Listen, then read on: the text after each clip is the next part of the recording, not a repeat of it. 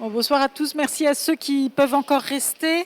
On a beaucoup entendu parler d'interdisciplinarité et vous avez compris que c'est un enjeu qui est fondamental dans le programme et qui a été décliné aussi à l'échelle de la plateforme, à la fois sur les dimensions scientifiques et puis sur la mise en œuvre. Donc à chaque fois, il y a un binôme qui est interdisciplinaire et qui vise à concrétiser des enjeux qui sont à la fois méthodologiques, organisationnels, scientifiques.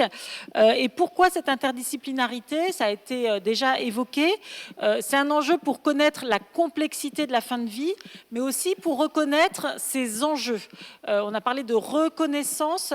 Je pense que c'est un petit peu différent que seulement de la connaissance. Et on est dans un contexte social qui montre toute cette action de reconnaître aujourd'hui en quoi la fin de vie est un enjeu essentiel pour notre société, pour les individus, pour les systèmes de santé. Voilà, donc on a la chance d'avoir les représentants des 4 consortia qui vont pouvoir expliquer pourquoi est-ce qu'ils ont besoin de cette interdisciplinarité à l'échelle de leur consortium et comment est-ce que déjà ils l'ont mise en œuvre pour arriver à cette première présentation qui a été faite aujourd'hui. Alors, pour aller un petit peu rapidement, parce que on a pris un peu de retard, donc je vais leur passer le micro les uns après les autres. Donc j'ai demandé déjà à Élise Persaud-Chambard, qui fait partie du consortium Souffrance et qui est professeure associée en médecine palliative aux Hospices civils de Lyon, de nous expliquer ce besoin d'interdisciplinarité pour comprendre la souffrance et la première mise en œuvre pour arriver à la présentation qui en a été faite. Bonjour à tous, merci Sarah. Vous l'avez compris, je suis médecin en soins palliatifs et j'ai voulu, pour introduire mon propos, faire peut-être un parallèle entre ce qui se passe dans notre vraie vie clinique et puis ce qui va se passer et ce qui se passe déjà dans le cadre de ce PRI et de la recherche et de ce consortium Souffrance. Je crois que médecin en équipe, en soins palliatifs peut-être, sans en avoir le monopole, est déjà un gage, une gageure de pouvoir travailler ensemble et d'être assez persuadé que seul, on n'arrive pas à grand-chose. Donc je pense que ça nous confère une plasticité neuronale et une sensibilité au travail ensemble et de ce fait à l'interdisciplinarité. Ça fait partie finalement de notre engagement éthique clinique du quotidien que de travailler ensemble et de travailler à travers aussi le regard des autres et l'évaluation des autres. Et cet engagement éthique, finalement, on le retrouve autour de cet engagement de travailler en interdisciplinarité autour de cette question de recherche. Et d'ailleurs, j'ai voulu associer mes collègues du consortium à une partie du propos que je vous partage aujourd'hui, c'est-à-dire qu'il me semblait assez incohérent, voire oxymorique, que de vous proposer un propos sans qu'il ait été travaillé en amont avec l'ensemble du consortium Souffrance. Et je remercie mes collègues de s'être prêtés au jeu. Alors effectivement, la question de la souffrance, c'est notre objet commun. Tu disais tout à l'heure, Sarah, qu'il fallait, pour cette recherche en interdisciplinarité, faire concourir finalement nos efforts et notre réflexion autour d'un objet commun, d'un objectif commun. Et puis le nôtre est celui de la souffrance. La souffrance, elle n'appartient à personne, si ce n'est aux patients, aux proches ou aux soignants qui peut la ressentir, mais son approche est totalement multidimensionnelle et en ce sens, l'interdisciplinarité s'y applique particulièrement. Ces dimensions, ces multiples dimensions de la souffrance, elles sont interdépendantes. Nancy l'a très bien dit tout à l'heure, il y a une espèce de décalage et presque de frustration finalement, mais qui nous fait avancer ce gap, ce delta entre ce que peut ressentir le patient, le soignant ou le proche en termes de souffrance et qui n'est pas forcément visible, et ce que finalement l'idéal d'une souffrance qui pourrait être objectivée, analysée et à laquelle on pourrait répondre parfaitement, c'est ce qui nous fait avancer en interdisciplinarité. On a très vite, on s'est découvert autour du travail de quel work package on pouvait proposer autour de ce consortium Souffrance.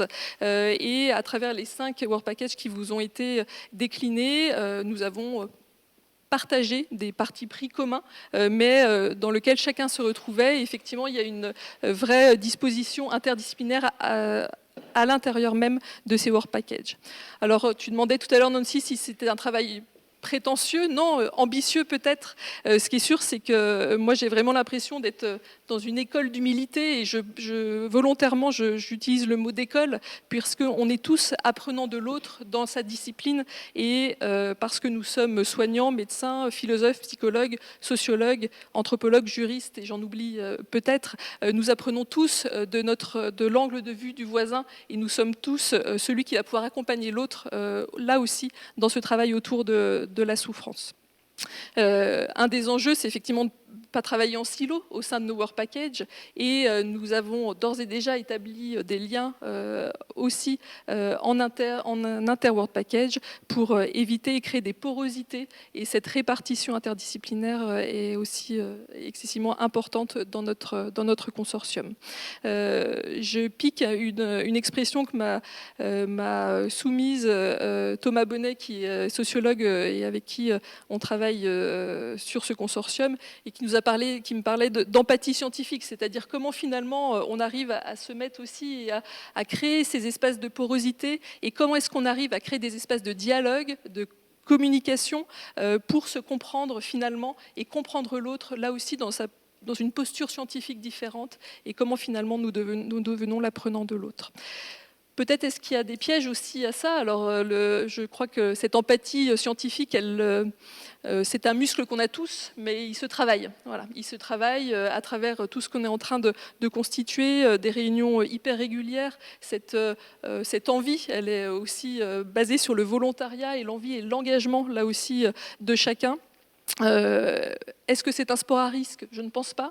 Toutefois, peut-être, est-ce qu'il faudra qu'on soit vigilant au temps qu'on y consacre, parce que c'est effectivement très chronophage, et puis qu'on s'assure qu'on aille vraiment au fond de chacune de nos approches, et qu'on arrive à les croiser, et qu'on soit vraiment dans cette interpénétrabilité totale et permanente.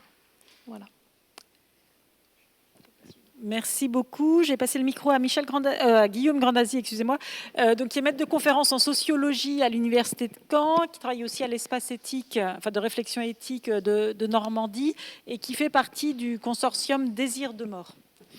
Merci et bonjour à tout le monde. Alors effectivement, dans le consortium de Désir de mort, on a l'avantage d'être peu d'équipes. Ça rend l'interdisciplinarité peut-être un peu plus facile que quand les équipes se multiplient. Mais c'est un travail effectivement qu'on a commencé et qui, bon, évidemment, on est tous convaincus ici de l'intérêt de l'interdisciplinarité et on la pratique, je crois, tous déjà pour la plupart depuis longtemps. Comme disait ma collègue, en soins palliatifs, il y a déjà de la pluridisciplinarité, professionnalité. Et on est beaucoup ici à travailler en sciences humaines avec des médecins ou avec d'autres sciences humaines. Enfin voilà, c'est des choses qu'on connaît et on en voit bien l'intérêt. Alors effectivement, d'un côté, pourquoi l'interdisciplinarité? Une façon de la concevoir, c'est de se dire, finalement, chaque discipline apporte un éclairage particulier sur un objet commun et de ces multiples éclairages, on voit mieux la complexité de l'objet qu'on va étudier et donc ça a tout son intérêt. Alors, on peut aussi peut-être voir l'interdisciplinarité comme quelque chose peut-être encore plus ambitieux que ça, je dirais. C'est de dire, je prendrais une métaphore alors, qui peut avoir un peu une connotation un peu orwellienne, je dirais, mais c'est de dire, dans la pluridisciplinarité, 2 plus 2, ça peut faire 5. C'est-à-dire qu'on passe à autre chose. Alors nous, on est 4 dans notre équipe, dans notre consortium, peut-être qu'on va essayer d'être 5, en fait, au bout du compte, c'est-à-dire de dépasser nos spécificités disciplinaires, qu'il faut défendre aussi, parce qu'on a chacun nos cadres théoriques, nos méthodologies, la façon de concevoir nos objets de recherche, et c'est important de ne pas abdiquer tout ça, mais tout en gardant ça, d'essayer de construire un objet commun, plus vaste, différent, qui va nous réunir autour de cet objet commun. Et les désirs de mort, par exemple, Effectivement, c'est quelque chose de multifactoriel. Est-ce que c'est lié à la souffrance physique, à la détresse psychique, à la détresse existentielle, aux conditions sociales, aux normes, aux représentations culturelles, etc. Enfin, il y a énormément d'éléments qui viennent, qui sont susceptibles d'expliquer ces désirs de mort, une fatigue de vivre, sentiment d'être un fardeau dans la société, etc. Donc il faut vraiment aborder ça de tous ces points de vue-là. Et donc nous, dans notre consortium, il y a de la médecine palliative, il y a de la sociologie, il y a de la psychologie et des sciences du langage, qui est assez original aussi dans les équipes qui travaillent sur la fin de vie, parce qu'il y a évidemment tout un travail à mener, je crois, enfin on en est persuadé nous, mais autour du langage et du discours tenu sur la question de la fin de vie et en particulier des désirs de mort. On sait bien qu'on ne met pas tous les mêmes sens derrière les mêmes termes, les mêmes mots. Alors ça pourrait valoir aussi pour la souffrance, enfin pour plein d'objets, mais en particulier sur les désirs de mort. Et donc, un des moyens qu'on a envisagé, c'est de construire un lexique interdisciplinaire pour qu'on arrive à mieux se comprendre les uns les autres, déjà. Alors c'est sûrement, j'espère, un outil qui pourra servir aussi à d'autres consortia, parce que je crois qu'il y a vraiment un travail à faire sur les mots, alors à la fois dans l'interdisciplinarité, évidemment, que chaque discipline, qu'on se comprenne mieux entre disciplines, et puis on sait bien que les mots sont chargés de sens, mais aussi d'idéologie. Donc au-delà de l'interdisciplinarité, il y a aussi l'usage des mots, avec toute la normativité qu'on met derrière les mots. Et je crois que c'est aussi important d'avoir, on pourrait dire, une sorte de lexique interdisciplinaire et critique, des termes utilisés dans le domaine de la fin de vie. Et juste pour pas être trop long, mais je crois que, en fait, on parle aussi souvent de la question de l'utilité des connaissances dans notre société, et on est enjoint à produire des connaissances de plus en plus utiles pour la société, etc. Parfois, ça peut être un peu critiquable, l'instrumentalisation des chercheurs, de la recherche pour des objectifs politiques, ou plus, enfin voilà. Mais en même temps, je crois que cette injonction dans le domaine de la fin de vie, elle est quand même vraiment importante, parce que l'enjeu est de taille et on se doit, je crois, de produire des connaissances qui sont utiles à la société, et on a tous, dans nos disciplines, des rapports différents à la décision. Évidemment, les médecins, au quotidien, ils doivent prendre ou les soignants en général, ils doivent prendre des décisions au chevet des malades, en équipe, etc., notamment de fin de vie, de mort, etc. Nous, en sciences humaines, on est un peu plus à l'abri de ça. On est un peu plus à l'abri, on est plus éloigné de la pratique clinique et donc plus éloigné de la prise de décision. Pour autant, je crois que nos connaissances, elles peuvent aider aussi les professionnels du soin et de la santé à prendre de meilleures décisions dans les contextes cliniques. Alors bon, moi je travaille dans un espace de réflexion éthique régionale et justement, je crois que l'éthique, c'est aussi le lieu où se passe la réflexion qui précède la décision. Il n'y a pas de réflexion éthique sans ancrage dans une pratique clinique qui mène à une décision médicale ou soignante. Et donc là, je crois que c'est tout l'intérêt de ces consortia interdisciplinaires, c'est de produire de la connaissance, qu'elle vienne des sciences humaines ou de la médecine, qui va contribuer à améliorer les décisions finalement dans les pratiques cliniques. Merci beaucoup Guillaume. Je passe la parole maintenant à Bettina Couder, donc, qui est professeure à l'Université de Toulouse dans le champ des biotechnologies et qui fait partie du consortium Anticipation renommé Kairos. Merci beaucoup. Donc, bien sûr, le consortium Anticipation est absolument pluridisciplinaire puisqu'il y a des médecins, des anthropologues, des philosophes, bien sûr, et entre autres. Mais ce que vous avez vu aujourd'hui, c'est la partie isolée, émergée de l'iceberg, puisqu'on est 7 à être venus, mais on représente 7 équipes différentes. Et bien sûr, à Toulouse et dans les autres villes, reste tout un ensemble de personnes qui participent au projet. Donc, on va rajouter des psychologues cliniciens, on va rajouter des psychologues de la santé. Bien sûr, je n'ai pas cité les juristes, mais ils ont une part très, très importante importante dans le consortium. Donc vraiment, nous sommes absolument dans la pluridisciplinarité. Alors dans ce qu'ont dit parfaitement mes deux prédécesseurs, à savoir Madame Persaud-Chambard et Monsieur Guillaume Grandazzi, je ne vais pas paraphraser bien sûr ce qu'ils ont dit. Donc on a parlé du langage, il faut parler le même langage, c'est sûr. Il faut être humble et s'écouter, ça c'est certain. Et aussi, ce que je voudrais rappeler, c'est l'interpénétration des mondes. Parce que les médecins, par rapport aux sociologues, aux juristes, aux anthropologues ou aux psychologues, on n'a pas du tout la même temporalité. Donc déjà, la temporalité, c'est très important. Et surtout, on n'a pas du tout les mêmes méthodologies. Et on fait que de parler des choses qui fonctionnent, mais il y a aussi des choses qui sont plus difficiles, qui sont moins faciles à démarrer, à savoir qu'il faut qu'on se comprenne et comprendre nos méthodologies respectives, qui ne sont pas du tout les mêmes. Et surtout, il faut des fois faire comprendre à ceux qui sont issus des sciences dures, dont j'en fais partie, donc je peux le dire, que non, les philosophes, c'est pas facile de faire de la philosophie, c'est pas facile de faire de l'anthropologie, c'est pas facile de faire de la sociologie. Il y a des méthodologies qui sont extrêmement précises, et même si elles sont différentes des méthodologies des sciences dures, elles ont une importance qui est tout aussi majeure.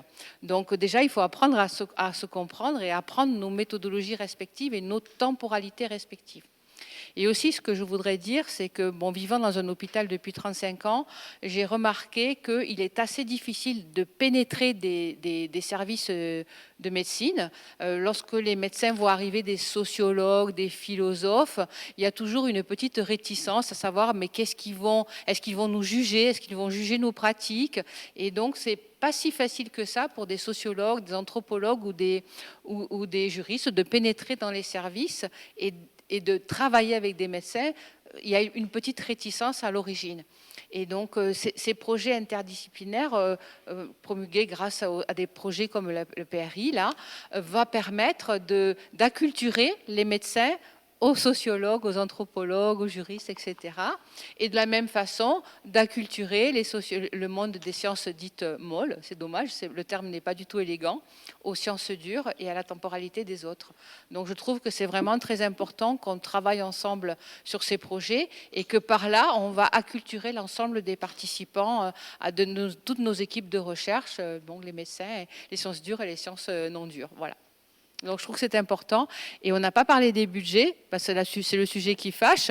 Et c'est sûr que un protocole clinique, c'est beaucoup plus cher qu'un protocole de philosophie. Et il faut apprendre que, il faut partager quand même l'argent. Et que voilà. Donc il faut être humble et dire que les autres en ont besoin aussi et que la méthodologie, elle est aussi importante. Donc voilà. Donc oui, c'est merveilleux. Oui, bien sûr, l'interdisciplinarité, c'est extrêmement riche. Oui, ça peut apporter. Il faut faire un effort chacun. Merci beaucoup. Et donc, on va terminer avec Emmanuel Bagaragaza, qui est chargé de recherche en santé publique à la maison médicale Jeanne Garnier, qui fait partie du consortium Trajectoire et Parcours. Merci Sarah, merci à tous de rester déjà alors qu'il fait un peu tard. En effet, l'interdisciplinarité, c'était un enjeu majeur pour notre consortium, parce que à la fois, en fait, l'interdisciplinarité, c'est un élément structurant sur le plan épistémologique et pratique. Donc cela a nécessité quand même un temps pour essayer de co-construire ensemble l'objet de notre recherche. Ce qui n'est pas évident, justement, de partir sur des projets différents, mais pour co-construire déjà un objet de recherche. Et pour essayer de co-construire cet objet de recherche commun, il fallait déjà comprendre, justement, que le parcours de soins et trajectoire des soins, c'est déjà un phénomène complexe.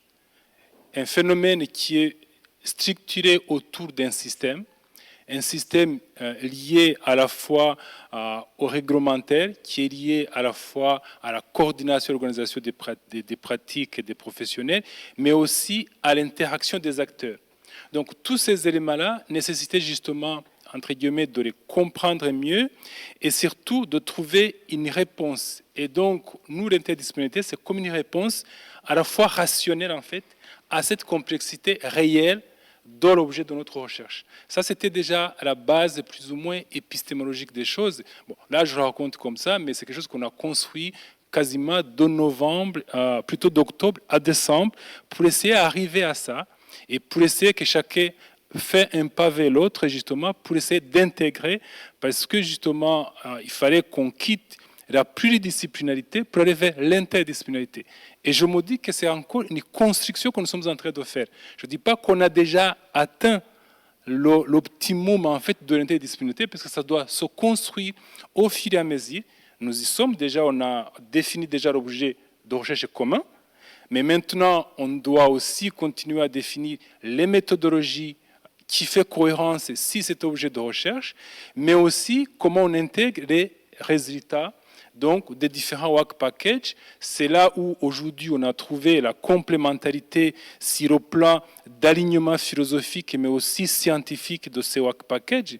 Mais après, il fallait trouver comment on les appréhende dans le réel sur le terrain. Donc pour cela, on a essayé justement d'arriver à construire cette épistémologie, mais aussi le langage commun. Parce qu'il faut, nous tous, nous avons, vous avez vu, on est plus de 20 chercheurs déjà nos fiscaux de la concession, chacun a ses référents théoriques personnels. Et donc, comment on arrive à intégrer ces référents ou à comprendre ou à accepter même ces référents théoriques des uns des autres pour arriver justement à répondre à notre problématique commune. Donc, c'est là où nous en sommes aujourd'hui. Bien sûr, il y a quelques défis, des défis purement théoriques, qui ne sont même pas personnels, parce que je pense que là, quand même, je rends hommage à notre consortium, qu'on a essayé quand même, sur le plan individuel, je pense, chacun a fait un effort pour justement laisser de côté le plan personnel, parce que ce que peut-être aussi on peut souligner ici, c'est que souvent on parle d'interdisciplinarité comme quelque chose acquis, existant, alors que c'est quelque chose à construire. Donc ça, déjà, ça nous met en thème de fragilité, déjà. Donc ça nous permet d'accepter notre limite dans notre façon, dans notre approche. Donc ça, déjà, on y est arrivé. Et là, ce qu'on essaie de voir maintenant, c'est de dire comment on dépasse les défis méthodologiques pour qu'on ait des méthodologies intégrées, et non pas des juxtapositions, parce que souvent on parle de méthodologie mixte ou de quanticarie, mais finalement, ce sont que des juxtapositions, non pas vraiment la vraie intégration. Et ça se construit aussi, et ça permet justement d'aller en avant et de comprendre cette complexité du phénomène qui est autour du parcours et trajectoire des patients, mais aussi de la singularité. Donc, comment à la fois on arrive à saisir la multidimensionnalité du parcours de soins, mais aussi la singularité individuelle, parce qu'aussi on ne peut pas oublier que les solutions qu'on propose et qu'on va proposer doivent servir à la fois l'accompagnement individuel de la personne, mais aussi l'intérêt public aussi, qui prend le sens plus populationnel, donc au sens du terme de la santé publique. Donc c'est tous ces enjeux-là qu'on essaye de voir justement pour essayer d'aller vers cette interdisciplinarité qu'on construit et non pas existant ou imaginaire. Merci. Merci beaucoup à tous les quatre. Alors je ne sais pas s'il y a des questions. En fin de journée, c'est pas évident.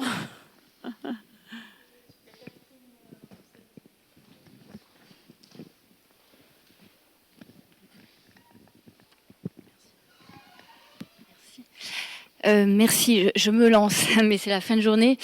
Merci Emmanuel de rappeler la singularité des situations et du coup le bout du bout pour appliquer un petit peu tout ça et tout ce qui sera construit.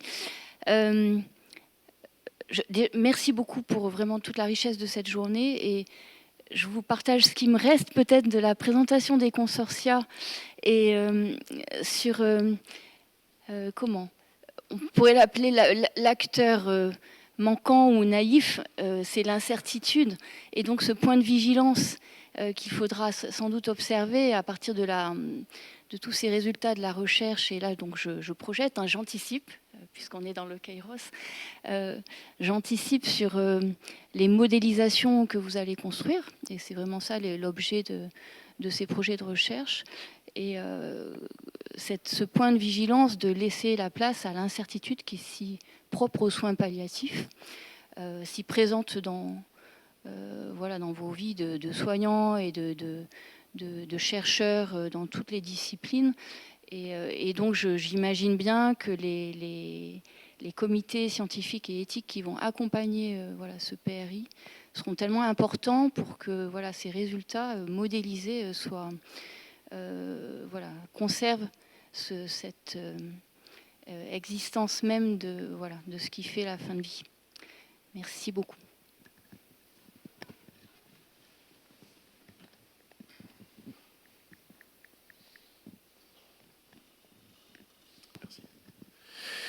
Merci beaucoup pour toute cet après-midi, pardon, ça m'a paru long. Donc je trouve que il y a un enjeu dans l'enjeu de la recherche sur la fin de vie, c'est la recherche en interdisciplinarité. Et je ne sais pas si certains s'en souviennent, lorsqu'on avait créé la plateforme nationale de recherche, la ministre de la Recherche de l'époque, alors, il en est passé quelques-uns depuis, mais nous avait dit, je ne suis pas compétente dans le domaine qu'est le vôtre, et ça m'effraie même un peu à titre personnel. Mais ce qui m'intéresse, c'est votre démarche pour la recherche française d'introduire l'interdisciplinarité dès le départ, c'est-à-dire de la co-conception, co-construction, co-réalisation de la recherche. Donc je pense qu'il faut qu'on ait aussi conscience de cette, c'est pas une charge supplémentaire, mais du fait qu'on contribue aussi à orienter la recherche française dans le domaine de la santé sur l'approche des situations singulières et complexes.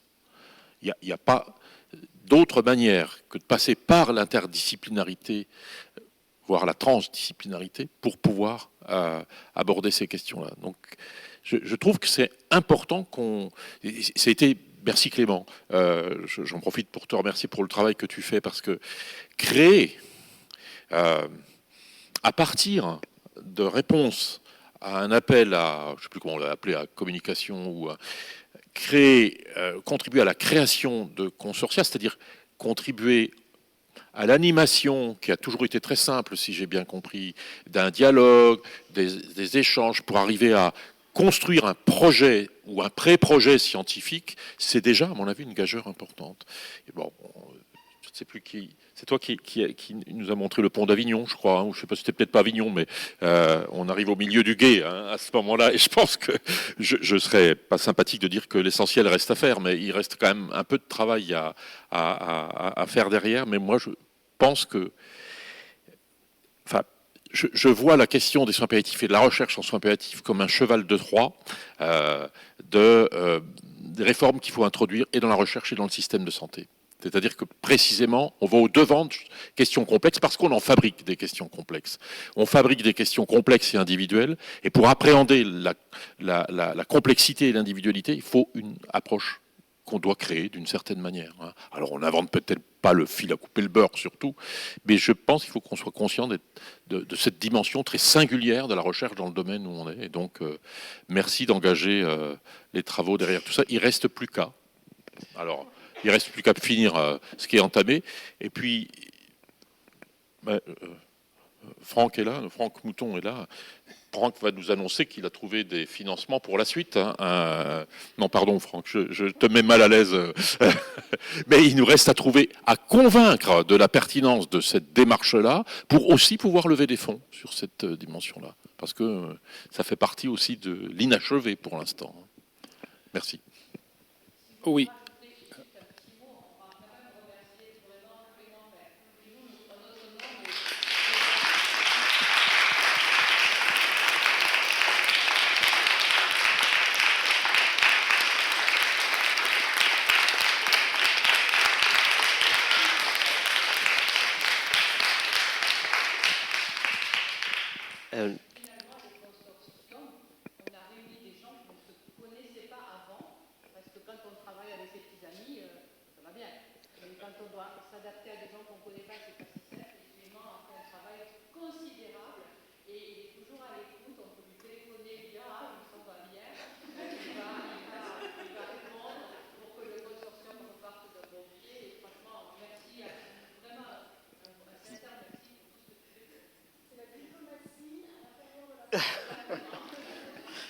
Oui.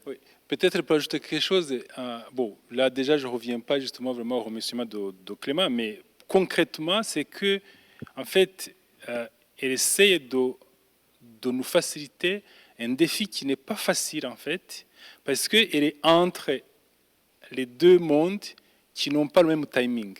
Ça c'est très important, parce que là, comme on disait que l'interdisciplinarité ça se construit à un temps long. comment elle arrive à, entre guillemets, à équilibrer ce temps long des chercheurs que nous sommes, qui veulent travailler en interdisciplinarité, et le temps administratif qui demande des timings bien échelonnés. Donc, c'est grâce à lui qui essaie de faire ce tempo, mais aussi c'est un défi qu'on peut-être on n'a pas assez souligné ici, justement pour éviter de passer à la pluridisciplinarité ou à la multidisciplinarité, vraiment aux vraies interdisciplinarités. Et là, je pense que nous essayons vraiment d'être convaincus de l'importance de ça. C'est là où, d'ailleurs, je trouve que ce que Régis disait par rapport à la téléologie de la recherche. Qu'est-ce que vraiment nous voulons que notre recherche apporte à la société? Et là, quand on y réfléchit à l'échelle individuelle pour un projet simple, oui, mais là, l'interdisciplinarité répond à cette vraiment préoccupation téléologique, cette fois-ci d'un programme de recherche.